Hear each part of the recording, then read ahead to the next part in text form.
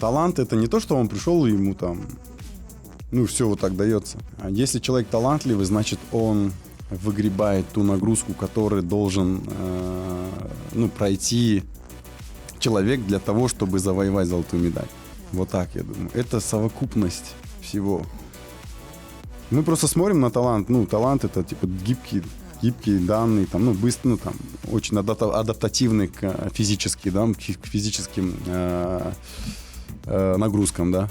Но или генетически, да, вот он адаптативный. А я думаю, что, ну, как это сказать, генетически талантливый, то у тебя ты сможешь выполнить ту нагрузку, которую тебе дают тренеры, и которая нагрузка тебе даст выйти в лидеры.